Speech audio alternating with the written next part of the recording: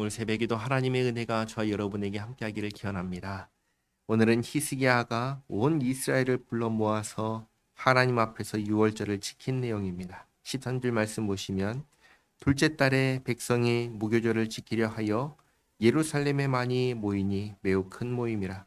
무리가 일어나 예루살렘에 있는 제단과 향단들을 모두 제거하여 기드론 시내에 던지고, 이것들은 다 아버지 아하스가 만든 것들입니다. 우상의 제단과 향단들을 전부 다 제거하여 버리고, 15절 둘째 달 14째 날에 유월절 양을 잡으니 제사장과 레위 사람이 부끄러워하여 성결하게 하고 번제물을 가지고 여호와의 전에 이르러 규례대로 각각 자기들의 처소에 서고, 하나님의 사람 모세의 율법을 따라 제사장들이 레위 사람의 손에서 피를 받아 뿌리니라. 핵심은 모세의 율법을 따라 행하였다는 것입니다. 회중 가운데 많은 사람이 자신들을 성결하게 하지 못하였으므로 레위 사람들이 모든 부정한 사람을 위하여 유월절 양을 잡아 그들로 여호와 앞에서 성결하게 하였으나, 앞에 16절에서 피를 뿌린 것이 성결하게 하기 위해서 뿌린 것입니다. 그런데 에브라임과 므낫세와 이사갈과 스불론의 많은 무리는 자기들을 깨끗하게 하지 아니하고 유월절 양을 먹어 기록한 규례를 어긴지라. 이런 사람이 있었습니다. 이제 법과 질서를 따르지 않고 행동하는 사람들이 있었는데, 20절 말씀을 보시면 이들에게 문제가 생겼다는 것을 알 수 있습니다. 하나님께서 벌하신 것입니다. 그리고 히스기야가 그들을 위하여 기도합니다. 히스기야가 그들을 위하여 기도하여 이르되, 선하신 여호와여 사옵소서. 결심하고 하나님 곧 그의 조상들의 하나님 여호와를 구하는 사람은 누구든지 비록 성소의 결례대로 스스로 깨끗하게 못하였을지라도 사옵소서 하였더니, 여호와께서 히스기야의 기도를 들으시고 백성을 고치셨더라. 히스기야가 누구를 용서해달라고 간구하였습니까? 19절에 조상들의 하나님을 구하는 사람입니다. 그러니까 이런 겁니다. 북이스라엘은 아수르에 의해서 멸망했습니다. 그런데 하나님의 은혜로 그들 가운데에도 남은 자들이 있었고, 그 중에 또 일부가 히스기야의 그 글을 읽고 하나님께 돌아오고자 북에서 남으로 예루살렘으로 온 것입니다.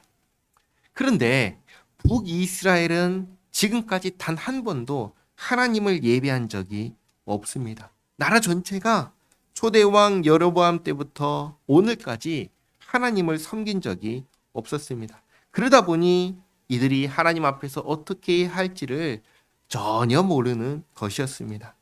그래서 오늘 이렇게 하나님 앞에서 성결하게 하지 않고 또 할 줄도 모르고 유월절 음식을 먹은 것입니다. 먹고 문제가 생긴 것입니다. 이런 사정을 히스기야가 알고 하나님께 간구합니다. 하나님께서 히스기야의 기도를 들어주십니다. 하나님 앞에서 무례하게 행하고 부정한 자들을 용서하시고 고쳐주십니다. 그리고 받아주십니다. 우리는 이 부분에서 하나님의 은혜가 정말 크시다는 것을 주목해야 합니다. 21절입니다. 예루살렘에 모인 이스라엘 자손이 크게 즐거워하며 7일 동안 무교절을 지켰고, 6월절 다음 날이 무교절이죠. 그런데 6월절과 무교절이 이어지기 때문에 합쳐서 무교절이라고도 합니다. 7일 동안 무교절을 지켰고, 레위 사람들과 제사장들은 날마다 여호와를 칭송하며 큰 소리 나는 악기를 울려 여호와를 찬양하였으며, 히스기야는 여호와를 섬기는 일에 능숙한 모든 레위 사람들을 위로하였더라. 이와 같이 절기 7일 동안에 무리가 먹으며 화목제를 드리고 그의 조상들의 하나님 여호와께 감사하였더라. 자, 이렇게 정해진 절기가 끝났는데 이것으로 끝내지 않고 한 주 더 절기를 지키기로 합니다. 사실 절기라고 표현을 했지만 본래 의미는 축제에 가깝습니다. 6월절은 어떤 날입니까? 6월절은 하나님께서 우리를 구원하신 그 일을, 그 사건을 기념하는 절기입니다. 구원을 기념하는 절기니 축제인 것이죠. 기쁨의 날인 것입니다. 그리고 또 오늘 부정한 이들조차 용서받고 고침받은 날입니다.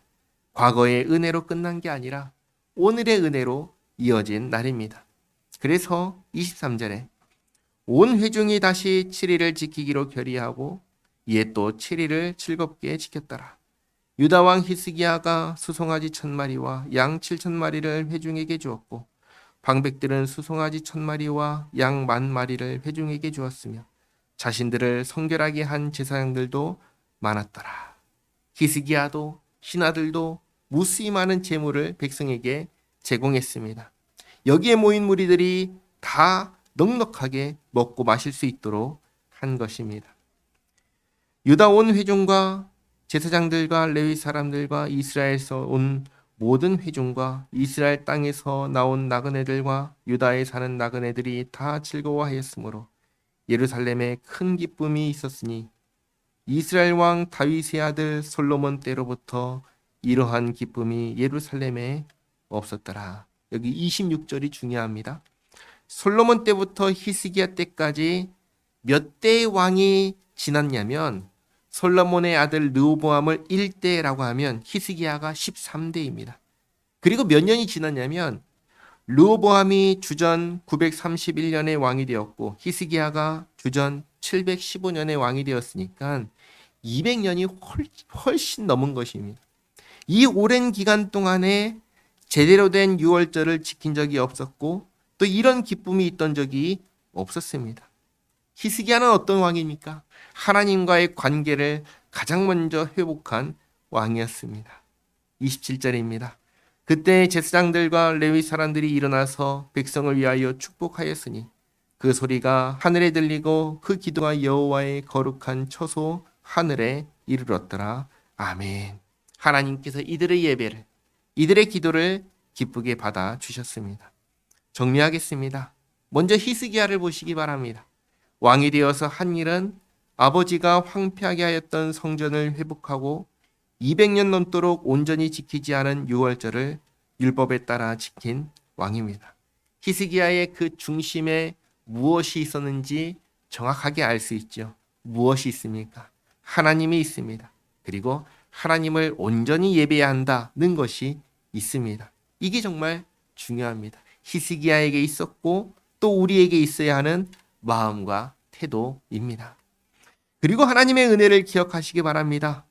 히스기야 왕은 온전히 지키려고 했지만 백성들이 내 마음대로 되나요? 안 되지요. 규례를 어기고 제멋대로 하는 사람들도 있었습니다. 그들 때문에 문제가 생겼지요. 여기서 우리가 한 가지 잘 분별해야 되는 것은 하나님의 규례를 지키지 않은 그들의 잘못이지 그들을 벌하신 하나님께 문제가 있다라는 식으로 생각해서는 안 된다라는 점입니다. 오히려 우리는 자신의 부정함을 씻지 않고 하나님 앞에 나왔음에도 불구하고 하나님께서 히스기야의 기도를 들으시고 그들을 용서하시고 고쳐주셨다는 사실에 주목해야 됩니다. 하나님은 참으로 선하시고 자비하신 하나님이십니다. 사실 우리는 그들 못지않게 부정한 존재입니다. 그러나 예수님 안에서 우리를 받아주셨다라는 사실을 잊지 마시기 바랍니다. 그들에게 베푸신 자비하심이 또한 우리에게도 동일하게 베푸셨다라는 사실을 기억하시고 감사하며 히스기야 왕처럼 우리의 중심을 온전히 주님께 드리고 주님과 동행하며 살아가는 우리 모두가 되기를 바랍니다. 기도하겠습니다. 하나님 감사합니다. 예수님 안에서 죄인된 저에게 베푸신 죄 사함과 용서의 은혜를 깨닫습니다. 주님의 크시고 한없는 사랑과 은혜에 감사드립니다. 오늘 히스기야 왕의 마음을 본받기 원합니다. 온전히 주님만을 향하게 하시고 주님의 은혜를 기억하며 주님 기뻐 받으시는 예배를 드리는 예배자가 되게 하옵소서.